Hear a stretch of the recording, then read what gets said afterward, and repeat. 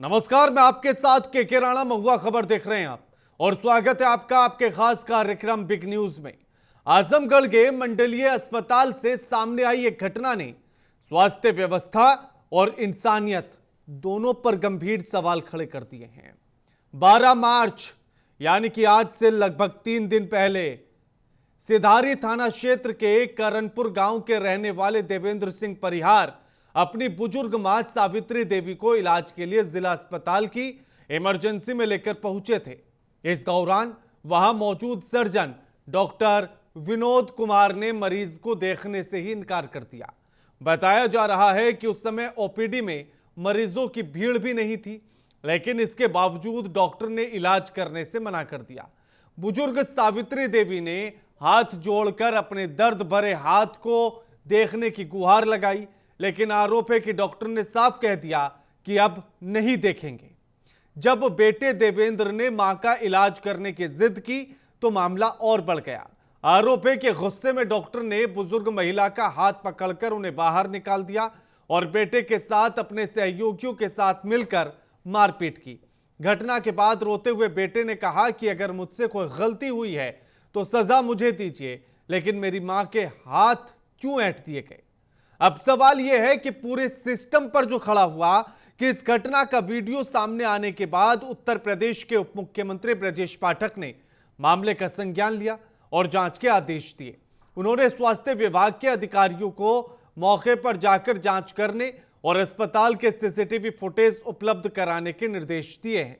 लेकिन 3 दिन बीत जाने के बाद भी जानकारी अब यह सामने आई है और जो चौंकाने वाली है कि अब तक सिर्फ एक सिक्योरिटी गार्ड को हटाने की कार्रवाई की गई। ऐसे में कई बड़े सवाल खड़े होते हैं। क्या एक बुजुर्ग महिला के साथ कथित दुर्व्यवहार का जिम्मेदार सिर्फ सिक्योरिटी गार्ड था? क्या डॉक्टर की भूमिका की निष्पक्ष जांच होगी?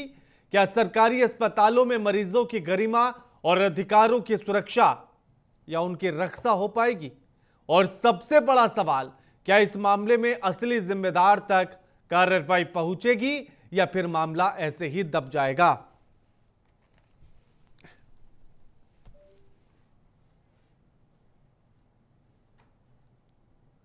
अब इसी को लेकर सवाल तमाम उठते हैं।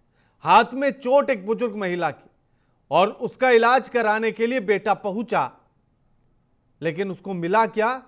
मारपीट, बेइज्जती। एक बेटा अपनी मां का इलाज कराने के लिए अस्पताल पहुंचता है तो उसे सिवाय बेइज्जती के और कुछ नहीं मिलता, सिवाय उसे धुतकार के, तिरस्कार के कुछ नहीं मिलता। यानी कि वो हर चीज बेइज्जती के तौर पर मिल जाती है, लेकिन जिस इलाज के लिए उस अस्पताल तक पहुंचा था अपनी मां को लेकर, वो इलाज नहीं मिलता, क्योंकि डॉक्टर साहब ने साफ कह दिया था कि इलाज वो नहीं करेंगे, वो मरीज को नहीं देखेंगे। अब क्यों नहीं देखेंगे, इस बात का जवाब तो सिर्फ डॉक्टर ही दे सकते हैं, लेकिन वो डॉक्टर साहब फरार चल रहे हैं। उत्तर प्रदेश की पुलिस प्रशासन के कानून के लंबे वाले हाथों से भी लंबी दौड़ लगाई है डॉक्टर साहब ने। इसीलिए 3 दिन हो गए, लेकिन उत्तर प्रदेश की पुलिस, उत्तर प्रदेश का प्रशासन डॉक्टर साहब को खोज नहीं पा रहा है। और कार्रवाई के नाम पर क्या किया? सिर्फ और सिर्फ एक सिक्योरिटी गार्ड को हटाया गया। क्या इसमें पूरी की पूरी गलती सिक्योरिटी गार्ड की थी? क्या सिक्योरिटी गार्ड ने कहा था कि वो इलाज ना करे डॉक्टर साहब उसका? क्या सिक्योरिटी गार्ड के इशारे पर डॉक्टर काम कर रहे थे? क्या सिक्योरिटी गार्ड के इशारे पर ही मरीज और उसके परिजनों के साथ बदतमीजी की गई? ये तमाम सवाल हैं। सिर्फ और सिर्फ ऊंचे वाले अधिकारियों ने सबसे निचले वाले कर्मचारी की गर्दन रेत दी है, या यूं कहें कि बलि का बकरा सिक्योरिटी गार्ड को बनाया गया। अगर डॉक्टर सही होते तो क्या सिक्योरिटी गार्ड की हिम्मत थी कि किसी मरीज के साथ बदतमीजी कर ले, दुर्व्यवहार कर ले? लेकिन ऐसा हुआ उत्तर प्रदेश में। और 3 दिन बीत जाने के बाद भी कार्रवाई के नाम पर सिवाय शून्य के कुछ और नजर नहीं आता। सब कुछ सिफर नजर आता है। यह वही उत्तर प्रदेश है जहां कानून के राज होने के, राम राज्य लौट आने के बड़े बड़े दावे किए जाते हैं, तो क्या किसी बुजुर्ग महिला के साथ इलाज की बजाय मारपीट करना, दुर्व्यवहार करना राम राज्य के अंतर्गत आता है? क्या कानून का राज स्थापित होने के अंतर्गत आता है? अब उप मुख्यमंत्री साहब ने संज्ञान तो लिया, लेकिन आप बताइए कि उस संज्ञान का असर क्या है कि 3 दिन से उस डॉक्टर का अता पता नहीं जिसने बदतमीजी की। और हमारे साथ हमारे संवाददाता राहुल सिंह जुड़ गए हमारे साथ आजमगढ़ से। राहुल, क्या कुछ पूरी मामले की इसकी जानकारी है कि कार्रवाई क्या कुछ हुई अभी तक इस पूरे मामले पर? राहुल जी, बता दें कि आपको 12 तारीख की सुबह डॉक्टर को दिखाने के सावित्री उनके लड़के हेमंत सिंह को दिखाने के लिए आया और उनके डॉक्टर के चैम्बर में गए तो वहां बिना देखे डॉक्टर का बोले कि आप प्लास्टर करवा लो। देवेंद्र सिंह ने बोला कि सर इसका एक्सरे तो करा लें और उन डॉक्टर को नदारत दिखी और उसके साथ उनके ऊपर हाथापाई करने लगी। और जांच करने के बाद सीएमएस ने जांच किया, जांच में बस सिक्योरिटी को हटाया गया। हालांकि सिक्योरिटी कोई मामला नहीं था, सिक्योरिटी तो झगड़े को छुड़ाती है कि भीड़ भाड़ ना हो और सिक्योरिटी को हटा दिया। डॉक्टर के ऊपर आरोप लगा और डॉक्टर अभी सही सलामत बैठा हुआ है, कोई कार्रवाई उनके ऊपर नहीं हुई। हालांकि दरखास्त कोतवाली में दे दी गई है उनके डॉक्टर के खिलाफ। तो राहुल क्या डॉक्टर अस्पताल के भीतर है या फरार चल रहा है?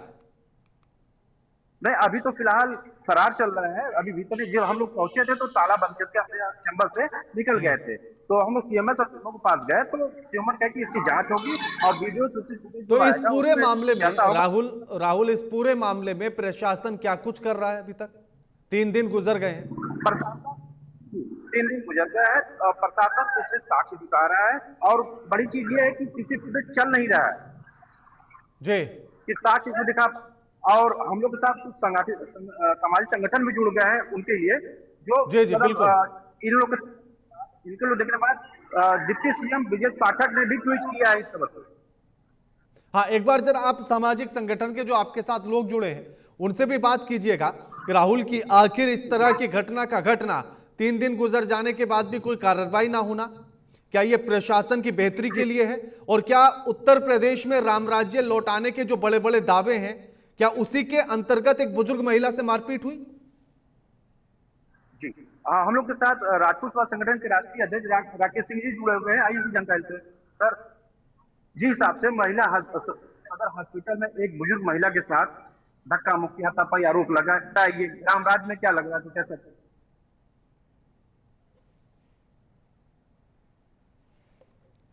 क्योंकि यह सवाल उठना बड़ा लाजमी है।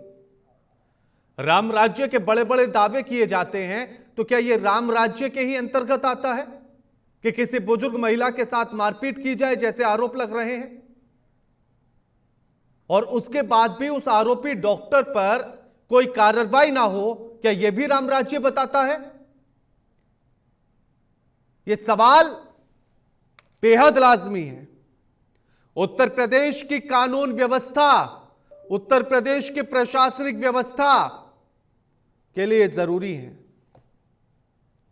आज देवेंद्र सिंह की मां सावित्री देवी और देवेंद्र सिंह इस मारपीट और बेइज्जती से गुजरे हैं। कल आपका परिवार हो सकता है, परसों आपका कोई और परिजन हो सकता है उनकी जगह पर। तो सोचिएगा तब क्या गुजरेगी। क्या सरकारी अस्पतालों में जाना अपनी बेइज्जती कराने के जैसा है? यह सवाल बेहद महत्वपूर्ण है और ब्रजेश पाठक साहब उप मुख्यमंत्री जी ने इस पर बड़ा संज्ञान लिया, यह दावा किया जा रहा है। उन्होंने एक्स पर पोस्ट करके एक बड़ी कार्रवाई की है, लेकिन उसका असर क्या? उसका असर सिर्फ इतना सा कि एक सिक्योरिटी गार्ड को बर्खास्त कर दिया जाता है और वो डॉक्टर जिसने बदसलूकी की, ऑन ड्यूटी होते हुए मरीज को देखने से इनकार किया, वो डॉक्टर ना तो प्रशासन के हत्थेल चढ़ता है और ना किसी को अता पता है। यानी कि डॉक्टर साहब छिपकर भाग रहे हैं या मस्ती काट रहे हैं। बाइट आपको सुनवाते हैं कि उस दिन की पूरी घटना होने के बाद उस पीड़ित देवेंद्र सिंह ने क्या कुछ कहा था, सुनिएगा जरा। परहेज कर सकता है, ये बता दीजिए आप लोग हमको। अगर मैं कोई बदतमीजी किया हूँ तो मैं सजा साले के लिए तैयार हूँ, लेकिन मेरे माँ के दोनों हाथ ऐंठती है सब, मैं कैसे परहेज कर पाऊँ? ये बता दीजिए, कैसे मैं परहेज कर पाऊँ? ये जो तस्वीर आपको दिखाई है, ये 12 तारीख की तस्वीर है और ये देवेंद्र सिंह हैं जिनकी मां के साथ बदसलूकी हुई है। उनके रोती हुई आंखें और आंखों से टपकने वाले आंसू बार बार ये पूछ रहे हैं कि राम राज्य यही है क्या उत्तर प्रदेश का? उस बेटे के सामने डॉक्टर ने उसकी मां के हाथ को मोड़ दिया गया, ऐंठ दिया गया, तो वो बार बार यही कह रहा है कि मैं कैसे चुप होकर देखता रहता। आप सोचिएगा कि आप अपने किसी परिजन के साथ हॉस्पिटल में पहुंचे, अपनी बुजुर्ग मां को लेकर पहुंचे और डॉक्टर उनके साथ बदसलूकी करे, तो आप क्या करेंगे? अगर देवेंद्र जी की जगह आप होते तो सोचिएगा जरा। और उसके बाद भी जब 3 दिन इस घटना को गुजर जाएं, तो सिर्फ एक सिक्योरिटी गार्ड, वो सिक्योरिटी गार्ड जिसने ना तो हाथ मरोड़ा है, वो सिक्योरिटी गार्ड जिसने ना तो इलाज करने से इनकार किया है, और जिसने जो भी कुछ किया होगा वो डॉक्टर के इशारे पर किया होगा। लेकिन जो डॉक्टर असल में आरोपी है, जिस पर ये संगीन आरोप लगे हैं, उस डॉक्टर का अता पता नहीं, डॉक्टर विनोद कुमार का अता पता नहीं, उत्तर प्रदेश के प्रशासन को कोई खोज खबर नहीं। और मुख्यमंत्री ब्रजेश पाठक साहब एक सिर्फ एक्स पर पोस्ट करके समझते हैं कि उन्होंने सारी समस्या का संज्ञान ले लिया और इस पूरे मामले पर कार्रवाई कर दी। तो ब्रजेश पाठक साहब बताइए कि कहां पर हैं डॉक्टर विनोद कुमार? हमारे साथ पीड़ित भी जुड़ गए हैं। उस दिन क्या कुछ घटना घटी थी, एक बार जरा बताइएगा। सर नमस्कार, मैं शैलेंद्र सिंह बोल रहा हूँ। हाँ जी सर। शैलेंद्र जी, उस दिन क्या कुछ घटना घटी थी? उस दिन भोर में मेरी माताजी फिसल करके गिर गई थी बाथरूम में। हाथ में सूजन था और दर्द था, उसको दिखाने के लिए हमारे बड़े भाई साहब लेकर के गए सदर अस्पताल। अस्पताल जा करके वहां जो है डॉक्टर साहब के यहाँ गए लेकर के, तो डॉक्टर साहब से कहे डॉक्टर साहब देख लीजिए। तो डॉक्टर ने कहा कि ऐसा करिए, डॉक्टर विनोद कुमार ने कहा कि ऐसा करिए कि आप जाकर के जाओ तुरंत प्लास्टर लगवाओ। तो माता जी ने हमारा यही कहा कि डॉक्टर साहब इसको एक बार देख लीजिए और कोई जांच वगैरह लिख दीजिए, एक्सरे करा लें, फिर तो जैसी जरूरत होगी वैसा हमको करना ही करना है। इसके बाद ये चीज डॉक्टर साहब को नागवार लगी। कहे तुम डॉक्टर हो कि मैं डॉक्टर हूँ, जाओ जो कहता हूँ करो, नहीं तो अभी धक्का मरवा के बाहर करवा दूंगा। तो शैलेंद्र जी, और 3 दिन इस घटना को गुजर गए हैं जी, और अभी तक क्या कुछ कार्रवाई इस पर हुई? अभी तक कोई कार्रवाई नहीं हुई है। बताया गया कि एक सिक्योरिटी गार्ड को बर्खास्त किया गया है। उस सिक्योरिटी गार्ड ने क्या कुछ किया था? उसकी क्या गलती थी? नहीं, सिक्योरिटी गार्ड को तो बिला वजह ये लोग जो है कोटा पूरा कर रहे हैं कि हमने जो है बहुत बड़ी कार्रवाई कर दिया, सिक्योरिटी गार्ड को हटा दिया। सिक्योरिटी गार्ड का कोई रोल भी नहीं उसमें है। और डॉक्टर साहब को बचाने के लिए ये जो है बिला वजह जो है उस गरीब आदमी को, सिक्योरिटी गार्ड को जो है ये लोग हटा करके बहुत बड़ा तकमा ले रहे हैं कि हमने कार्रवाई कर दिया। ब्रजेश पाठक साहब ने भी एक्स पर पोस्ट किया, इस पूरे मामले को लेकर संज्ञान लिया। तो क्या लगता है, क्या उम्मीद है कि इस पर कार्रवाई होगी? अब 3 दिन से तो उन्होंने जो है संज्ञान लिया हुआ है, लेकिन अभी तक उनके अफसर जब नहीं सुन रहे हैं तो अब क्या उम्मीद किया जाए? आप क्या चाहते हैं, इसमें क्या कार्रवाई होनी चाहिए शैलेंद्र जी? इसमें डॉक्टर को सस्पेंड करके उनके खिलाफ जो है मुकदमा दायर किया जाए। आपने कहां-कहां शिकायत दर्ज कराई? हमने जो है सदर हॉस्पिटल में इनके बड़े अधिकारी को दिया है, हमने पुलिस चौकी में दिया है, लेकिन अभी तक कोई सुनवाई नहीं हुई है। यहाँ तक कि चौकी इंचार्ज साहब अब फोन भी उठाना बंद कर दिए। जी, हमारे साथ हमारे ब्यूरो चीफ भी जुड़ गए हैं, दीपक श्रीवास्तव। दीपक जी, 3 दिन घटना को गुजर जाते हैं और कोई कार्रवाई नहीं होती है। ब्रजेश पाठक साहब, उप मुख्यमंत्री साहब, खुद इस मामले पर संज्ञान लेने का दावा करते हैं, एक्स पर पोस्ट करते हैं, और उनके संज्ञान का असर इतना होता है कि एक सिक्योरिटी गार्ड को बलि का बकरा बनाते हैं और सस्पेंड कर दिया जाता है। यही है उत्तर प्रदेश। ठीक है, बिल्कुल। अगर हम ब्रजेश पाठक की बात करें तो ब्रजेश पाठक स्वास्थ्य मंत्री नहीं बल्कि ट्विटर मंत्री अगर कहा जाए तो काफी अच्छा होगा। हर घटना पे बहुत गंभीरता से ट्वीट करते हैं, लेकिन उसका असर जमीन पर कुछ होता है। जिस तरह से घटना घटी, 3 दिन गुजर गए, अब तक पुलिस ने भी कोई कार्रवाई नहीं की, डॉक्टर के खिलाफ विभाग की कोई कार्रवाई नहीं हुई। ये सीधा जताता है कि कोई भी कार्रवाई करने के मूड में जिला प्रशासन नहीं है। एक बुजुर्ग महिला के साथ जिस तरह से दुर्व्यवहार की चीजें सामने आई है, महुआ खबर जिस तरह से इस पूरे मामले को उठा रहा है, उसके बाद अब देखना होगा कि यहाँ पे किस तरह से आगे जिला प्रशासन और साथ ही जो स्वास्थ्य विभाग है वो एक्शन लेता है। लेकिन फिलहाल 3 दिनों में कोई कार्रवाई न होना एक गंभीर सवाल उठाता है उस सिस्टम के लिए, जो सिस्टम में दावा करता है कि मरीज अगर अस्पताल में जाता है उसके साथ सम्मान से पेश होना चाहिए। डॉक्टरों को गोपनीयता का अधिकार उसका होता है, अपनी बात डॉक्टर से अगर बताता है तो डॉक्टर को विनम्रता पूर्वक उसकी बात को सुनना चाहिए, समझना चाहिए। और जिस तरह से दुर्व्यवहार की चीजें लगातार आ रही उत्तर प्रदेश के तमाम अस्पतालों में, ये वाकई काफी गंभीर है। हालांकि सरकार ने एक नियम में भी बनाया कि तमाम जगहों पे जो डॉक्टरों के केबिन होते हैं, ओपीडी से लेकर के इमरजेंसी तक, सब जगह सीसीटीवी भी लगाया जाए ताकि किसी तरह की घटना अगर होती है तो उसको बाद में उस विजुअल्स को देख करके कार्रवाई की जा सके। लेकिन आजमगढ़ में जहां पे घटना हुई वहां पे सीसीटीवी लगे तो हैं लेकिन वो एक्टिव नहीं है। और ये सिर्फ एक जगह की नहीं है, पूरे प्रदेश में ये स्थिति है। जितने भी सीएचसी पीएचसी हैं वहां पे इसी तरह से मरीजों को हर रोज डॉक्टरों के अपमान को झेलना पड़ता है। डॉक्टर इसलिए फ्रस्ट्रेट रहते हैं वहां पे क्योंकि उनको पता है कि यहाँ पे अगर हम करेंगे तो हमें कुछ नहीं मिलेगा। लेकिन वही डॉक्टर जो विनोद की बात कर रहे हैं, वो डॉक्टर इमरजेंसी के अलावा अपने घर पर भी और दूसरे अस्पतालों में भी सेवा देते हैं, वहां पे उनको मोटी फीस मिलती है। इस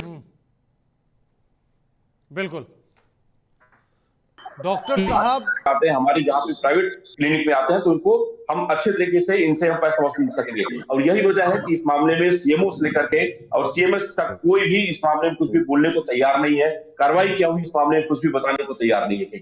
बिल्कुल राहुल, आपके साथ कुछ सामाजिक कार्यकर्ता भी हैं, उनसे जरा एक बार बात कीजिएगा कि इस पूरे मामले को वो किस तरह से देख रहे हैं, और क्या यही राम राज्य की एक शर्त है क्या कि जिसमें किसी बुजुर्ग महिला के साथ दुर्व्यवहार किया जाए। ठीक है, क्या नाम है सर आपका? मेरा नाम राकेश सिंह है, राष्ट्रीय अध्यक्ष राष्ट्रीय सेवा संघ। सर, ये जो महिला सदर हॉस्पिटल में एक महिला के साथ ये दुर्व्यवहार हुआ, क्या है पूरा मामला? क्या लग रहा है आपको, ये ऐसा होना चाहिए कि नहीं होना? ये बहुत दुखद घटना है और एक सभ्य समाज में कतई ये नहीं होना चाहिए।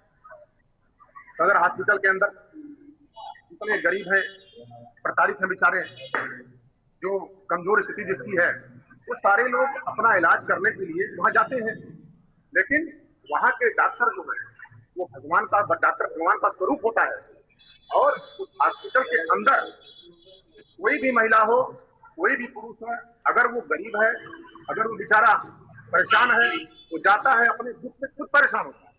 लेकिन एक डॉक्टर के पास जाता है तो डॉक्टर का ये दायित्व होता है कि उस पेशेंट को देख करके संतुष्ट करके उसका इलाज कर देना। लेकिन सदर हॉस्पिटल, पूरा हॉस्पिटल सीसीटीवी कैमरा लगा हुआ है, लेकिन सिर्फ दलालों को राहुल, बाकी लोगों से भी बात कीजिएगा, बगल में बिठाने के लिए उन सारे लोगों को सीसीटीवी कैमरा बंद करा के हम लोग के साथ कुछ और लोग हैं, राहुल जी हैं, उनसे भी बात करते हैं। सर जी साहब, अब जी साहब से सदर हॉस्पिटल में ये हुआ दुर्घटना, क्या कहना चाहते हैं आप? बहुत ही इंसानियत को संसार कर देने वाली घटना है जो मंडली चिकित्सालय आजमगढ़ में हुई है। एक 85 वर्षीय महिला के साथ जो यह घटना घटी 12 तारीख को दिन में, वो इलाज करने के लिए गई थी, लेकिन उसका हाथ मरोड़ के जड़ के डॉक्टर ने उसको भगा दिया। उसके बेटे के साथ जो गई थी अपने, बेटे की भी पिटाई की गई, उनके सहयोगियों के द्वारा भी पिटाई की। और यह घटना एक महिला के अत्याचार, जहाँ हमारे बाबा की सरकार है, लोग जो है एकदम हर चीज के लिए खूब लगी हुई है। अभी आप रिंग जरा ध्यान से सुनिएगा, ये डॉक्टर विनोद कुमार को फोन लगाया गया है। महिला को जो है मारा जा रहा है, डॉक्टर विनोद कुमार को फोन लगाया जा रहा है, वो फोन उठाएंगे आप तो उनसे जिस सीधा व्यक्ति को सवाल कॉल पूछा कर रही है वह उत्तर नहीं दे रही है। सीएमओ साहब को भी कृपया फोन कुछ लगाया जाए समय जरा पीसीआर पश्चात टीम, प्रयास करें। The person you are calling क्योंकि डॉक्टर विनोद कुमार अपना मुंह छिपाने के लिए जगह ढूंढ रहे हैं, तो फोन तो उठाएंगे क्या? वजह क्या है जवाब देना पड़ेगा। हर हाल में यहाँ जहाँ डिप्टी सीएम ने हमारे ब्रजेश पाठक जी ने दावा किया है कि 3 ठीक है दिन में दीपक हम जी, अच्छा लौटूंगा राहुल आपके पास में, लौटूंगा राहुल। दीपक जी, विनोद कुमार को लगातार फोन जी। लगाया जा रहा है पीसीआर टीम के द्वारा, लेकिन अभी तक फोन उठाने की जहमत नहीं उठा रहे हैं, और अभी भी बताया जा रहा है, क्योंकि राहुल से भी बात हुई, कि वो अभी भी फरार चल रहे हैं। देखिए, वो कागजों में फरार जरूर होंगे, लेकिन है तो वो आजमगढ़ में ही प्राइवेट अस्पतालों में अपनी सेवाएं भरपूर दे रहे हैं।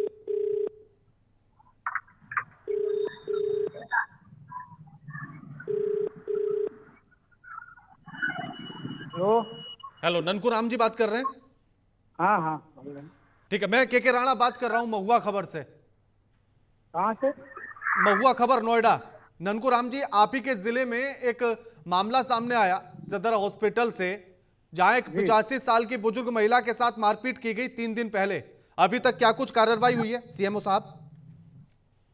उसके लिए जांच टीम बनाई गई है। वो महिला के साथ कोई मारपीट नहीं हुई, जो मरीज महिला जो आप बता रहे हैं जी, उनके साथ कोई मारपीट नहीं हुई। उनके साथ एक अटेंडेंट थे, हाँ, उन्हीं के साथ वही जो है ज्यादा उपद्रव कर रहे थे, तो वो गार्ड लोग उसको रोक रहे थे। बाकी इनके लिए जांच कमेटी जो है बैठा दी गई है। तो जांच आपने तो कमेटी पहले ही अपनी फैसला रिपोर्ट सुना दे- दिया ननकू राम जी। अरे तो आपने जब कहेंगे क्या कहते हैं, नहीं तो मैंने तो सवाल पूछा आरोपित ना, किसी आपने को पहले ही किसी को फैसला सुना आरोप- दिया कि वो हुड़दंग काट रहे थे। आपने पहले ही नहीं। फैसला सुना दिया, तो आपकी जांच क्या होगी? तो भी आप हमसे पूछ क्यों रहे हैं? हमारे साथ पीड़ित जुड़े हुए हैं, हमारे साथ हाँ। पीड़ित जुड़े हुए हैं। शैलेंद्र हाँ, जी, हाँ, जरा तो बताइएगा तो क्या भी- हुआ था सीएमओ साहब को, क्योंकि हाँ। सीएमओ साहब कह रहे हैं कि आप बदतमीजी कर रहे थे हॉस्पिटल के भीतर, इसलिए सिक्योरिटी गार्ड ने आपको रोका था। सीएमओ साहब को बताइए जरा क्या हुआ था। सीएमओ साहब नमस्कार। हाँ, ये बताइए कि हम वहां मरीज दिखाने गए हैं कि वहां हुड़दंगई करने गए हैं? देखिए ऐसा है, अगर यह देखिए, घटना आपकी एक माँ बात के है। साथ होता तो आप क्या सुनिए, करते मेरी जगह पे होते तो? इनके हाँ। ये है। अरे पत्रकार महोदय सुनिए, हमें उनसे बात मत कराइए। नहीं क्यों, सुनिए ना, पत्रकार पीड़ित की महोदय। बात नहीं सुनेंगे आप? नहीं, ननकू राम जी, बात क्यों ये ये है बात ना, नहीं सुनेंगे आप? पीड़ित की बात जो है सुनिए, उसके लिए जांच दो तरह बैठाई गई हैं। 3 दिन हो गए हैं, पीड़ित कौन कौन सी की जांच जाएगी। बैठाई, एक बार बताइए नजर आप। हमारी एक जांच स्वास्थ्य विभाग की बैठी हुई है, और एक जो है डीएम साहब ने बैठाई है जांच। पीड़ित की बात सुनी जाएगी, सबकी बात सुनी जाएगी, जो दोषी होगा उसके खिलाफ नियमानुसार अध्यक्षता कार्रवाई में ये होगी। जांच हो रही है, एक बार बताइए ना जरा, किस किस की अध्यक्षता में ये जांच हो रही है? एक तो डीएम साहब की जो है एक कमेटी बैठाई है, सीटीओ साहब की अध्यक्षता में होगी, जी, और वो जो है जो भी जांच रिपोर्ट आएगी, जो भी दोषी पाया जाएगा नियमानुसार कार्रवाई होगी। जी। उसी से दूसरी आप लोग जांच? सहमत होंगे। दूसरी जांच? दूसरी बात जांच जो है, जो स्वास्थ्य विभाग के जो वहाँ के एसआईसी हैं, अधीक्षक हैं, उन्होंने जांच बैठाई है। किसकी अध्यक्षता में ये जांच हो रही है? अरे ये अधीक्षक तो जो वहाँ के चिकित्सालय के अधीक्षक हैं, हाँ जहाँ का अस्पताल है, जी। उनकी अध्यक्षता में जांच एक बैठाई गई। नाम क्या है उनका, एक बार बताइए ना जरा, मैं क्योंकि पूरी उनका नोट कर नाम रहा हूँ है ताकि 4 दिन बाद डॉक्टर- फिर आपसे सवाल कर सकूं मैं। अरे मेरे से सवाल क्या, जो वहाँ का इंचार्ज है उनसे करिए सवाल। हाँ तो आप नाम बताइए ना इंचार्ज का, मैं उन्हीं से फिर हाँ बात हाँ, करूंगा। इंचार्ज जो मंडलीय चिकित्सा अधीक्षक होते हैं, डॉक्टर सतीश चंद्र कनौजिया, जी जो वहाँ के मंडलीय चिकित्सा अधीक्षक हैं। जी, हाँ, वो वहाँ के पूरे अस्पताल के मालिक होते हैं। तो उनके जो है उन्होंने भी जांच कराई है अपनी। आपको पता है कि डॉक्टर विनोद और कहाँ कहाँ अपनी सेवाएं दे रहे हैं? डॉक्टर विनोद जो है वो वहीं चिकित्सालय में सेवाएं देते हैं। बाकी और कहीं मंडलीय नहीं चिकित्सा देते? अधीक्षक हैं? बाकी और किसी दूसरी जगह, किसी निजी बाकी अस्पताल मुझे में नहीं और देते? कोई और कहीं की जानकारी नहीं है। वहाँ के अधीक्षक से पूछिए, उन्हीं के अंडर में वो डॉक्टर काम करते हैं। नहीं तो सीएमओ साहब, आपको तो जानकारी हमसे ले लेनी चाहिए, अगर हम जानकारी दे रहे हैं तो आपको। बात यह है ना कि हमें जो है जो वहाँ के अधीक्षक होते हैं, जो उनके जो है अंडर में काम कर रहे हैं, जो अच्छा, अधीक्षक के मतलब अंडर अगर में काम कर रहे आपको हैं। अध्यक्ष से अलग कहीं से कोई इंफॉर्मेशन मिलेगी तो आप उसको दरकिनार जी। कर देंगे? अरे तो कहाँ दरकिनार करेंगे? तो आप सुन कहाँ रहे हैं? मैं तो आपको बता रहा हूँ ना, आप सुन नहीं रहे हैं। जी जी, हाँ बताइए राहुल जी जांच जरा कराएंगे बताइए क्या? कहाँ कहाँ बैठते हैं डॉक्टर विनोद, कहाँ कहाँ अपनी सेवाएं देते हैं? अरे आपको कुछ आप बताइए कहाँ वह बैठते हैं, हमसे ना हमारा उनसे रिपोर्टर किसी है, से हमारे पूछे नहीं। संवाददाता हैं आजमगढ़ के, वो हाँ, बताएंगे ना आपको, बताइए बताइए, तो रियल जानकारी वो देंगे। उसके लिए जांच करा देंगे हम। हाँ तो उसके लिए वही हम तो जांच आपको बता कराएंगे। रहा हूं मैं, आप सुनिए ना, हाँ बता रहा हूं मैं। बता राहुल दीजिए। जरा बताइए, राहुल सर जी। आवाज तक क्लियर नहीं सर, फिर सर जैसा कि बताया जा रहा है कि जो पीड़ित है वो गए तो दिखाने के लिए, तो फिर अंदर एक्चुअली सीसी फुटेज चल ही नहीं रहा है। वो तो कह रहे हैं कि मेरी जांच कराइए, और ये लोग आरोप, डॉक्टर साहब लोग आरोप लगाए कि मैं दारू पिया हूं। जब दारू पिए तो क्यों नहीं मेडिकल कराए, क्यों नहीं मेरा मेडिकल करा के मुझे जेल भेजा गया? जब मेरे ऊपर आरोप लगा कि मैं दारू पिया हूं तो क्यों नहीं? और सबसे बड़ी चीज सर कि सीसी फुटेज खराब है, फिर निकले हुए हैं। सुन रहे हैं ना सीएमओ ठीक है। साहब? हाँ ठीक ठीक, हम सुन रहे हैं, सब कुछ सुन रहे हैं। हाँ, सीसीटीवी फुटेज, जो सीसीटीवी आपने लगाए थे वही एक्टिव नहीं थे आपके। ठीक है, आपकी बात सुन लिया हम। जांच होगी सबकी, और जो जो रिपोर्ट आएगी आपको दी जाएगी। जांच रिपोर्ट कब तक आ जाएगी? कोई डेडलाइन दी होगी ना आपने, 8 दिन में देनी होगी, 10 दिन में देनी होगी?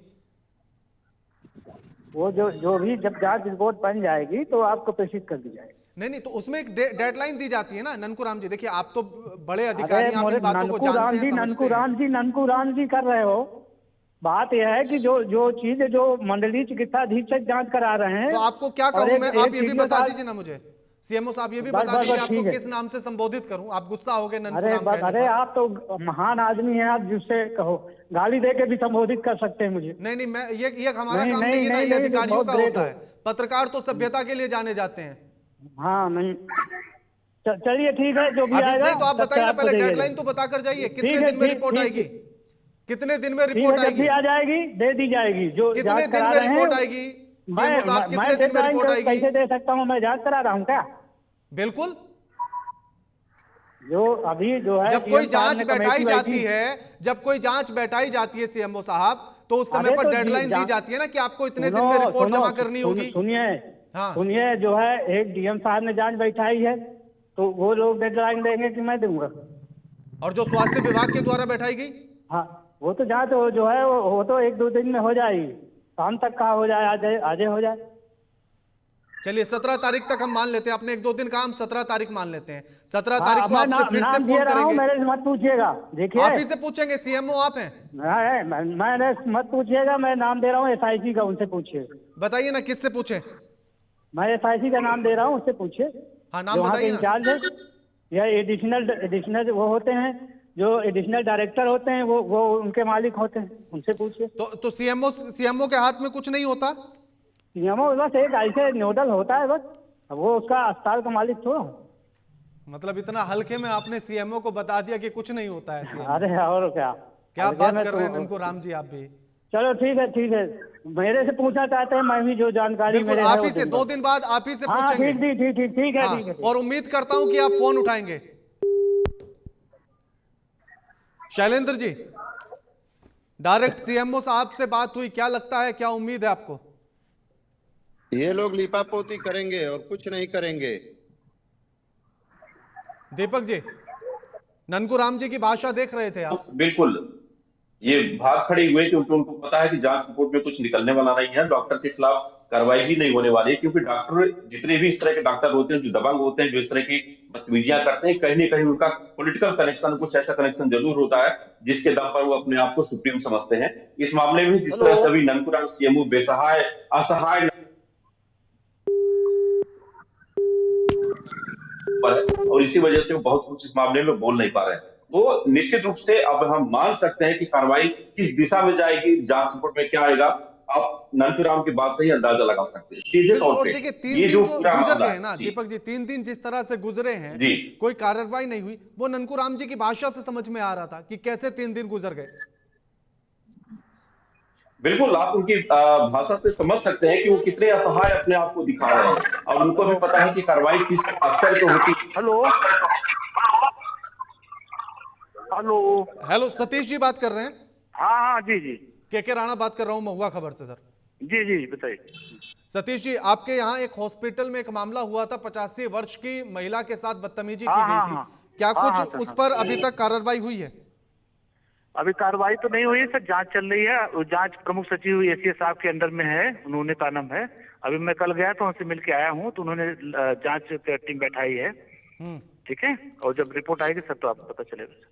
क्योंकि सतीश जी अभी सीएमओ साहब से बात हुई थी तो उन्होंने कहा कि इसकी जानकारी मेरे पास नहीं है, आप सतीश जी से बात कीजिएगा, वही आपको नहीं, इस पूरे मामले की जानकारी देंगे। प्रमुख सचिव एसीएस साहब ने बुलाया था, मैं गया था, बात किया हूँ, उन्होंने जांच बैठाई है, रिपोर्ट आएगी तो हम सब बताएंगे आपको। ठीक, कितने दिन में रिपोर्ट आ जाएगी सतीश जी? अब वो रिपोर्ट तो आने पर जब डीएम साहब को आया ना सर, तो डीएम साहब जैसा बताएंगे। नहीं, क्योंकि जब जांच बैठाई जाती है तो उसमें कुछ डेडलाइन दी जाती है कि आपको 5 दिन में रिपोर्ट अरे देनी मैंने होगी। बैठाई नहीं सर ना, एसीएस साहब ने बैठाई है ना, मैंने आप थोड़ी तो अभी बैठाई कह रहे थे ना आप उनसे मिलने के लिए गए थे, तो आपने ये हाँ, पूछा तो वो होगा। बैठाए होंगे सर, तो कैसे उनके बारे में बताएंगे साहब? उन्होंने कहा था कि जाइए हम जांच बैठाएंगे। अब देखिए ना सतीश जी, क्योंकि अधिकारी फिर इधर से इधर घुमा रहे हैं। अरे फिर वही सीएमओ बात साहब सर, से पूछा, हमारे उन्होंने कहा हाथ में नहीं है सतीश जी सर, से बात हमारे- कीजिए। अब आप कह रहे हैं कि आप दूसरे से बात कीजिए, फिर वो कहेंगे किसी और से अरे बात भाई हम कीजिए। बात कर रहे हैं ना आपसे, हम बात तो कर रहे हैं सर, बता रहे हैं कि हम बुलाए गए थे, और भी हमारे डिपार्टमेंट के मुखिया हैं, एडिशनल चीफ सेक्रेटरी हैं सर, उन्होंने कहा नाम है, कहा का नाम जांच कराएंगे तुम्हारी, जाओ। ठीक है, विनोद कुमार अभी कहां पर है? डॉक्टर विनोद कुमार? विनोद कुमार तो आज संडे कहीं होंगे सर। ठीक, लेकिन बताया जा रहा है कि उनके चैम्बर में ताला लगा है और वो फरार है। अरे आज सर संडे है, कहा नाम आप ऐसी बातें करते मैं हैं। आज की बात नहीं कर रहा, मैं पिछले 3 दिन की बात कर रहा हूँ। अब 3 दिन से बता तो रहे, कल लखनऊ गया था, परसों घटना ही थी, परसों थे ही हम। 12 तारीख की घटना है ये। हाँ तो बता तो रहे हैं सर, हम तो थे ही ना, आज लखनऊ से अभी आ रहे हैं, का नाम आए अभी। ठीक है, आप तो कल आइएगा सर, तो बात करेंगे सतीश जी सर। हाँ बताइए ना। हाँ बोलिए आप बोलिए। सतीश जी, एक तरफ ये दावा किया जाता है सरकार के द्वारा भी कि अरे सर, बेहतर हम लोग सुविधाएं कोशिश हो गई हैं, करते हैं बेहतर सर, आप व्यवस्था हमारे हो गई बारे है, में राम जानते नहीं, राज्य हम लौट तो आया है। कोशिश ही करते हैं सर। हाँ ऐसा नहीं, पहले मेरा सवाल तो सुन लीजिए ना कि राम राज्य लौट आया है, तो ये जो सदर अस्पताल से तस्वीरें आई, ये राम राज्य की तस्वीरें थी? नहीं, ये तो नहीं सही है सर, अगर हुआ है अब तो जांच का विषय हो जाएगा, तो हम आपको बताएंगे। ये ठीक नहीं है, किसी भी हालत में माता जी के साथ अन्याय नहीं होना चाहिए। ठीक, तो 3 दिन बाद आपसे बात करें या 4 दिन बाद? हाँ, जब भी आप सब बात करें, हम तो यहीं रहते हैं, और आप जब भी आई सर मिलते हैं। ठीक है सर, 2 दिन बाद आपसे फिर कांटेक्ट करेंगे हाँ, कि बिल्कुल रिपोर्ट सर, कहां तक हम पहुंची वहीं है। हैं। और हमारे साथ पीड़ित भी हैं, एक बार जरा उनकी आप दरखास्त भी सुन लीजिए। शैलेंद्र जी जरा बता दीजिए, सीएमएस साहब हैं सतीश जी। नमस्कार सर। हेलो, हाँ सतीश जी आवाज मिल रही है आपको? हाँ बिल्कुल मिली सर। हाँ शैलेंद्र जी बोलिए ना, आप अपनी बात रखिए। सर मैं शैलेंद्र सिंह बोल रहा हूँ, जो एप्लीकेशन दिया था उस पे क्या कार्रवाई हो रही है? सर मैंने बताया ना कि एप्लीकेशन को लेके मैं गया था लखनऊ कल। अच्छा, आइएगा सर तो बात होंगे, क्या नाम है वहाँ, मैंने बताया जो चीज वही चीज है सर। ठीक है सर थोड़ा सा मेरी भी बात सुन नहीं है लीजिए। सर, अब शासन को पता चल गया, शासन जांच करा रहे सर। ठीक नहीं सर, एक बार सुन लीजिए अरे ना सर, शासन पीड़ित का की ही बात तो पूरी आदेश सुन लीजिए ना सर। सर मेरी बात आवाज नहीं आ रही सुन सर ना, उनकी आवाज नहीं आ रही सर। सर लखनऊ में किससे मीटिंग हुई थी आपकी? आप जो एप्लीकेशन लेकर पहुंचे थे, किसके पास? अपर मुख्य सचिव होते हैं सर हमारे डिपार्टमेंट के, वो साहब उनके मिले थे। ठीक, उन्होंने क्या आदेश दिए? अबे आदेश हमसे कैसे देंगे सर, वो तो शासन को देंगे ना, लोग डीएम साहब को देंगे ना। डीएम साहब को क्या आदेश दिए, कुछ तो बताया अरे होगा ना आपको। हमें थोड़ी बताएंगे सर, उन्होंने आदेश दिया होगा तो शासन की चीज है ना, तो हम कैसे बता पाएंगे क्या उन्होंने क्या किया। 2 जांचें चल रही हैं, जो हमारी सीएमओ साहब से बात हुई, एक डीएम साहब के अंडर में और एक उन्होंने आपका नाम लिया कि आपके अंडर में चल रही है। मैंने बताया ना, जब मेरी जांच से पहले सर ने बुला लिया तो सब आप शासन की बात हो गई ना सर, वो अपने हिसाब से करेंगे सर, जैसा होगा आपको जल्दी सूचना मिलेगी सर, परेशान मत रहिए सर। नहीं परेशान हम नहीं, पीड़ित हैं। हाँ नहीं भाई, आपके साथ हम हैं, लेकिन ये है कि हमें भी थोड़ा समय दीजिए सर। ठीक है सर, 2 दिन बाद आपसे फिर बात करेंगे हम। हाँ बिल्कुल बात जांच करेंगे, रिपोर्ट तो के लिए। यहीं पे बिल्कुल जी दीपक जी, क्या उम्मीदें लग रही हैं अब? देखिए, ये भी अपनी बात कह के बचकर निकल गए। आमतौर पे जो जांच की एक ड्यूरेशन एक होता है, वो 6 से 7 दिन होता है, उससे अधिक नहीं होता। 3 दिन निकल गए, अब 3 दिन में अब क्या रिपोर्ट ये लोग देंगे, ये तो अब जो जांच कमेटी है, जांच कमेटी में जांच कौन कर रहा है, आमतौर पे होता है डीएम की अध्यक्षता में जांच होती है, सीडीओ उसके नोडल बनते हैं, लेकिन जांच का जो काम होता है वो सीएमएस के द्वारा ही होता है। रिपोर्ट ये भेजते हैं सीएमओ को, सीएमओ के द्वारा फिर डीएम और फिर एसीएस या फिर जहां पे भी जिस सचिव स्तर के अधिकारी को देना होता है वहां पे भेजा जाता है।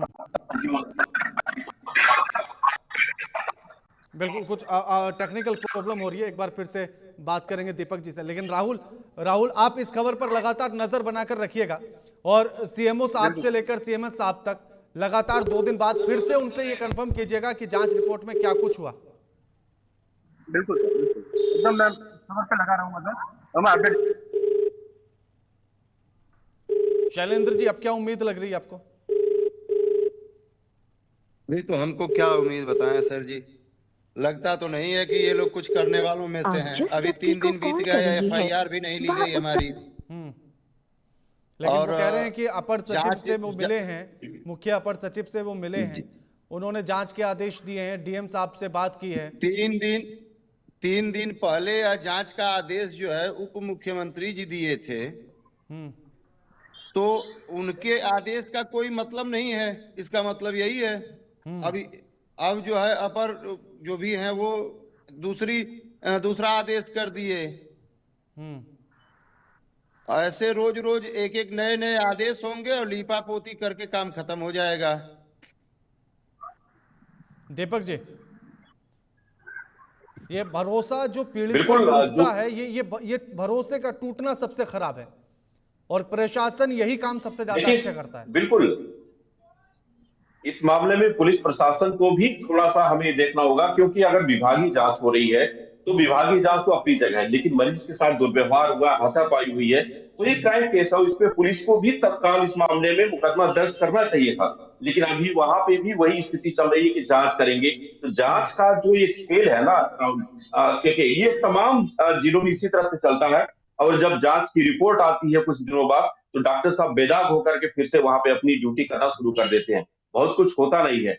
एक सहारा पीड़ित पक्ष कोर्ट से है, क्योंकि इस तरह के तमाम जो मामले उत्तर प्रदेश में आए हैं उसमें लास्ट ऑप्शन कोर्ट से FIR कराना, और उसके बाद ही पीड़ित को न्याय मिलने की उम्मीद हो सकती है। लेकिन फिलहाल अभी हम 2 दिन और वेट कर रहे हैं, क्योंकि हमारे पास 3 दिन का वक्त गया, अभी 1 हफ्ते का कम से कम एक समय होता है जांच का, तो 3 से 4 दिन में अब उम्मीद ये जरूर हम लगा सकते हैं कि कुछ ना कुछ कार्रवाई होगी। लेकिन जिस तरह से अधिकारियों के बयान अभी तक सामने आए, जिस तरह से लोगों की भाषा, उनकी बॉडी लैंग्वेज बता रही है, वो बहुत कुछ डॉक्टर के खिलाफ लिखने के मूड में नहीं है। क्योंकि वो मैंने पहले बताया कि तमाम जो डॉक्टर है जिलों में जो इस तरह के दुर्व्यवहार करते हैं, जो इस तरह का अपना उग्र रवैया अस्पतालों में दिखाते हैं, कहीं ना कहीं उनका पॉलिटिकल कनेक्शन अच्छा होता है, कहीं कहीं उनके ऊपर अधिकारी में लिंक अच्छे होते हैं, जिसकी वजह से वो पूरी तरह से दबंगई करते हैं। कई जगहों पे इस तरह के केसेस सामने आए हैं। गोरखपुर के भी इसके पहले एक मामला इसी तरह से आया था। इसके अलावा मेरठ में इसी तरह से एक मामला सामने आया था, जहां पे डॉक्टरों के साथ जांच की बात की गई। 10 से 15 दिन बाद जब जांच रिपोर्ट आई, डॉक्टर साहब एकदम बेदाग उसमें से निकल गए और उसके बाद कोई कार्रवाई नहीं हुई। तो निश्चित रूप से ये सिस्टम पर सवाल भी है। जब डिप्टी सीएम इस मामले में ट्वीट कर रहे हैं और अधिकारियों को लगातार ये निर्देश दिया जा रहा है कि कार्रवाई करो, विजुअल साफ है, महिला और उसके जो बेटे हैं वो पूरी तरह से उसी हॉस्पिटल में जाकर के रो रहे हैं, परेशान हैं। इसके बावजूद भी अगर आप जांच का खेल खेलेंगे तो उस खेल का कोई अंत यहाँ पे फिलहाल दिखाई नहीं दे रहा। बिल्कुल दीपक जी, हमारे जो संवाददाता हैं राहुल, उन्होंने जाकर जब अधिकारियों से बातचीत की थी तब उन्होंने क्या कुछ कहा था, वो आपको सुनवाते हैं। मेरा नाम राकेश सिंह है, मैं राष्ट्रीय अध्यक्ष राजपूत सेवा समिति। राकेश जी, क्या इशू है आज जिला अस्पताल में आप लोग आए? जिला अस्पताल में आए दिन मनमानी हो रही है। अभी एक महिला आई थी, बेचारी बुजुर्ग महिला है, 70-75 साल एज उसकी है, और डॉक्टर विनोद कुमार, जिसकी आए दिन हरकत जो है से सदर हॉस्पिटल परेशान है। कोई भी व्यक्ति आता है, उनकी मनमानी से, उनकी उदंडता से सारे लोग परेशान हैं। और वो महिला दिखाने के लिए गई हैं। महिला भीड़ भाड़ थी, बेचारी अपना एक तरफ से होते हुए गई हैं। एक उनका गार्ड था, उनके सामने उसका हाथ पकड़ के ऐंठ दिया है। शायद महिला के हाथ में फ्रैक्चर भी हो गया है। तो अभी हम लोग देख रहे हैं इसको क्या करना है, लेकिन लड़ाई अंतिम लड़ा जाएगा। और विनोद कुमार जी या तो सदर से हटेंगे या तो सस्पेंड होंगे। ऐसे ही मनमानी बिल्कुल नहीं चली। डॉक्टर भगवान का रूप होता है ना, और एक जो भगवान का रूप है, अगर वो इंसान के साथ बदतमीजी करे, उसको पता ही नहीं है कि हमारा पेशेंट है, इसके साथ कैसे बात करनी चाहिए, ऐसे लोगों को बिल्कुल। अभी हमें पता चला है कि नीचे आर्थो वार्ड में कुछ न्यूसेंस हुआ है। क्योंकि हमें बहुत ज़्यादा आइडिया नहीं है, इसलिए कि लखनऊ से टीम आई थी जांच के लिए, उसमें हम व्यस्त थे। और जो भी घटना है उसके बारे में हम एक टीम गठित करेंगे, और जो भी उसमें दोषी पाया जाए तो उसके खिलाफ में शासन को लिखूंगा। सर अभी तक फर्स्ट टाइम ऑफिसाई किस तरीके से इस पूरे मामले को मॉनिटर किया जा रहा है और क्या कार्रवाई की जाएगी? मेरे यहाँ जो सीसीटीवी कैमरा लगा हुआ है, मेरे यहाँ स्टाफ है, लोग हैं, सबके बयान आएंगे, डॉक्टर साहब का क्या हुआ व्यू देखेंगे। अभी कुछ लोग मिलने आए थे, उनसे मैंने कहा कि उसके बारे में जानकारी प्राप्त कर लेंगे, तो उसके बाद में हम आपको सही से बता पाएंगे। तो ये सारे बयान आपने सुने और अधिकारियों की फोन लाइन पर बात भी आपने सुनी। अब 2-3 दिन बाद फिर से उनसे संपर्क किया जाएगा और राहुल आप लगातार नजर बनाकर रखिएगा कि जांच रिपोर्ट में क्या कुछ निकलकर सामने आता है। आप सभी का शुक्रिया। राहुल आपका भी शुक्रिया, दीपक जी आपका भी, और साथ ही शैलेंद्र जी आपका भी शुक्रिया हमारे साथ ये तमाम बातचीत करने के लिए। लेकिन एक बुजुर्ग महिला के साथ मारपीट होना, उससे ज्यादा शर्मसार और कुछ नहीं हो सकता। अब बिहार की खबर का रुख करेंगे। बिहार में कल होने वाले राज्यसभा चुनाव को लेकर सियासी गर्माहट चरम पर है। एनडीए अपनी अलग तैयारी में है और ताकत दिखाने की पूरी तैयारी करती हुई नजर यहां आ रही है। लेकिन विधायकों का आवागमन भी शुरू हो गया है। डिप्टी सीएम सम्राट चौधरी के नेतृत्व में एनडीए विधायकों का आवागमन लगातार जारी है और मॉकपोल के जरिए उनके समर्थन की गिनती की जा रही है। दूसरी ओर तेजस्वी यादव अपनी 25 विधायकों की सुरक्षा सुनिश्चित करने के लिए उन्हें पटना के कौटिल्य पनाश होटल में 40 कमरों में अलग अलग रखकर बंद कर दिया गया। आरजेडी ने दावा किया कि यह कदम विधायकों को हाईजैक या दबाव से बचाने के लिए उठाया गया। राजनीतिक हलकों में यह माना जा रहा है कि कल के राज्यसभा चुनाव में यह मॉकपोल और विधायकों की सुरक्षा निर्णायक भूमिका निभा सकती है। पटना के कौटिल्य पनाश होटल और सम्राट चौधरी के आवास से निकलने वाली खबर अब चुनावी नतीजों की दिशा तय कर सकती है। क्या कुछ बयान इस पर है, सुनवाते हैं आपको। महुआ खबर देख रहे हैं आप, आपके साथ मैं हूँ रिया सुमन। देखिए कल राज्यसभा चुनाव होने हैं और ऐसे में लगातार बिहार में एनडीए अपने दावेदारी को लेकर अभी भी अपनी मजबूती दिखा रही है, तो वहीं 5 सीटों के दावे से तेजस्वी यादव कहीं ना कहीं डर जो है वो दिखाए जा रहे हैं। आपको बता दें पटना के पनास होटल में तेजस्वी यादव के द्वारा 40 कमरे 2 दिनों के लिए बुक कर दिया गया है। यहाँ पर 25 जो विधायक है तेजस्वी यादव के, उनको इस कमरे में लाकर रखा गया है। कहा जा रहा है कि तेजस्वी यादव के विधायक कहीं एनडीए में शामिल ना हो जाए, कहीं उनका फोन भाजपा के तरफ से ना आ जाए, इसलिए उन्हें हाईजैक करके आपको बता दें पनास होटल के अंदर 40 होटलों के कमरे में बंद कर दिया गया। 25 विधायक यहाँ मौजूद है, राष्ट्रीय जनता दल के तमाम वरिष्ठ नेता यहाँ मौजूद है। कहा जा रहा है उनको बाहर निकलने नहीं दिया जा रहा है और यही वो पनास होटल है पटना के द पनास कौटिल्य जो आपको आर्य ब्लॉक के पास स्थित है। वहां पर देखिए कि लगातार आरजेडी की जो गाड़ियां हैं वो लगी हुई है और अंदर किसी को जाने नहीं दिया जा रहा, प्रवेश नहीं दिया जा रहा। अंदर की जो गेट है वो बंद कर दिया गया। किसी विधायक से मिलने के लिए मीडिया कर्मी को भी नहीं दिया जा रहा। हालांकि चारों तरफ मीडिया कर्मी नजर बना के रखे कि आखिर क्या मामला हुई कि तेजस्वी यादव अचानक से सभी विधायकों को अंदर रख लिए हैं, अंदर कवर कर लिए हैं। और कहा जा रहा है ये कल तक जो है वो यहाँ पे जो 40 कमरे हैं वो बुक कर रखेंगे तेजस्वी यादव। तमाम हम तस्वीरें दिखाएंगे जो आवागमन उनके विधायकों का हुआ है और यहाँ पर जो लोग हैं वो अभी भी मौजूद है। फिलहाल देखिए कल राज्यसभा का चुनाव है और ऐसे में एनडीए भी अपनी तमाम विधायकों के साथ बैठक कर रही है, तो वही तेजस्वी यादव बैठक ना करके विधायकों को अंडर कवर कर लिया। फिलहाल बने रहे महुआ खबर के साथ, बहुत बहुत धन्यवाद। तो अपने 25 विधायकों को लेकर आरजेडी एकदम सतर्क हो गई है।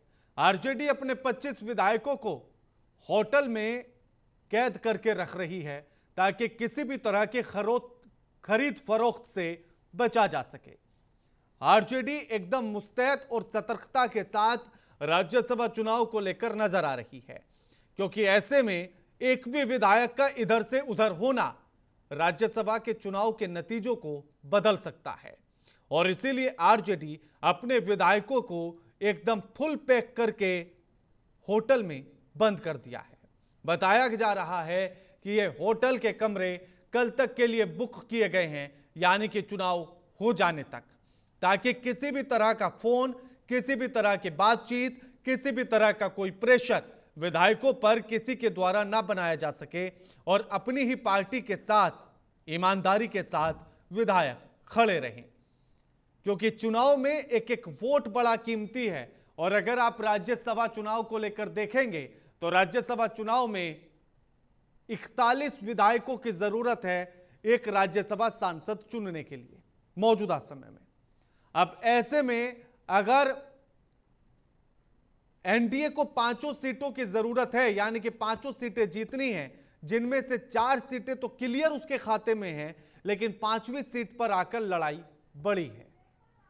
अब ऐसे में 3 से 4 वोटों की जरूरत तो एनडीए को है, लेकिन 6 वोटों की जरूरत विपक्ष को है।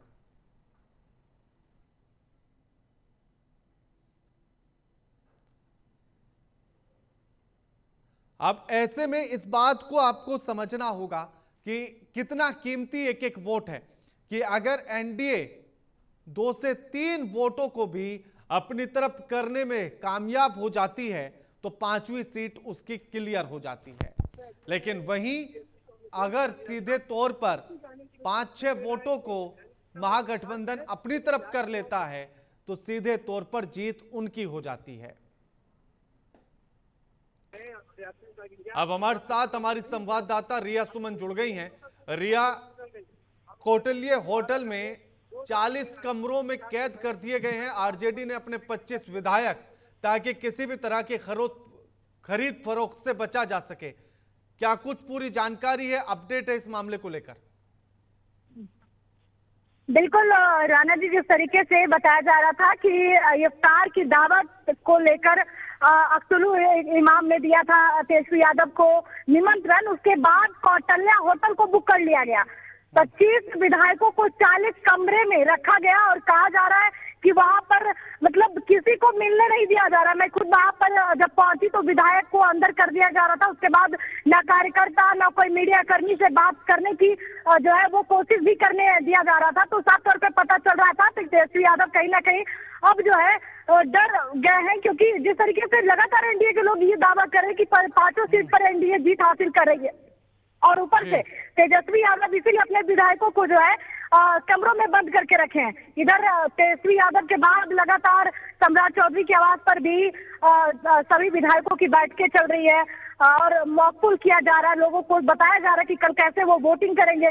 तो तमाम जो विधायक वो साफ तौर पे कह रहे हैं कि विधायक अभी भी टच में है, लेकिन वो कौन विधायक है जो कौटल्या पनास के अंदर है लेकिन भाजपा के टच में है और वो भाजपा के टच में आने वाले हैं। तो ये साफ तौर पे पता चल रहा है कि तेजस्वी यादव अपने विधायकों को इसीलिए कौटल्या पनास में बंद करके रखे ताकि बीजेपी किसी भी तरीके से उनको अपने तरफ ना कर पाए। लेकिन रिया, एनडीए की तरफ से एक बड़ा बयान लगातार ये आ रहा था, आपको याद होगा कि एलजेपी-आर के विधायक और मंत्री संजय पासवान ने बयान दिया था आप ही से बात करते हुए। उन्होंने कहा कि महागठबंधन के विधायक हमारे संपर्क में हैं और इशारा उन्होंने कांग्रेस की तरफ किया था, लेकिन खरीद फरोख्त से बचने के लिए विधायकों की बाड़ेबंदी आरजेडी कर रही है। बिल्कुल आरजेडी ही नहीं बल्कि तमाम जो कांग्रेस के विधायक है वो भी वहाँ पे अब शामिल हो गए हैं। तो 40 जो कमरे बुक हुए हैं उस 40 कमरों में सिर्फ आरजेडी के विधायक नहीं होंगे, कांग्रेस के भी 5 विधायक वहाँ पे होंगे। और ये भी कहा जा रहा है कि वो उन विधायकों के साथ कोई मिलना जुलना नहीं करेगा। वो आज और कल जब तक राज्यसभा का वोटिंग ना हो जाए तब तक वो वहीं पर रहेंगे। तो साफ तौर पे पता चलता है कि 5 राज्यसभा सीट पर जो दावेदारी है एनडीए का, उससे कहीं ना कहीं ये लग रहा है तेजस्वी यादव को कि कहीं विधायक जो है वो बीजेपी के टच में ना चला जाए। वो कांग्रेस हो सकते हैं, बीजेपी हो सकते हैं, या फिर आप देख रहे हैं कि लगातार ये कहा जा रहा है, अनुमान लगाया जा रहा है। और अभी भी एक जेडीयू के जो एमएलसी है नीरज कुमार ने बयान दिया है कि खेला रात में हो जाएगा और कभी भी 3 विधायक जो है एनडीए में शामिल हो जाएंगे। जी, तो यानी कि उसी डर से क्या तेजस्वी यादव ने सारे विधायकों की बाड़ेबंदी कर दी है? और क्या इसमें बाकी जो महागठबंधन के दल हैं, चाहे वो आईपी गुप्ता हो या बाकी हो, क्या वो भी इसमें शामिल है? और एआईएमआईएम किस तरफ नजर आ रही है रिया? अख्तुल इमाम अपने बैठक कर रहे हैं और वो अपने विधायकों के साथ वो भी कहीं ना कहीं एक अलग गुपचुप वाली मीटिंग कर रहे हैं। और दूसरी तरफ बता दें कांग्रेस के जो 5 विधायक है वो भी वहां पहुंचे हैं। अब वो भी गुपचुप तरीके से मिल रहे हैं दूसरी गेट से, लेकिन सामने वाली गेट से जो कौटल्या पनास का है उससे सिर्फ 25 विधायकों को जाते हम लोगों ने कवर किया है। लेकिन जब वो अंदर जा रहे हैं तो ये कहा जा रहा है कि 5 और विधायक जो है वहां पे शामिल है, यानी कि उनके जितने दावेदारी जो थे वो सारे विधायक वहां पे मंथन चल रहा है कि वो कैसे जीत हासिल करे, एक सीट पे जो दावा उनका है वो कैसे सही करे। एडीसी लगातार जो है लोगों के बीच में है, अब आप मंथन कर रहे हैं। और यहाँ सम्राट चौधरी के आवास पर भी एनडीए की जो है मॉकपुल किया गया है, लोगों को यहाँ पे बुलाया गया था।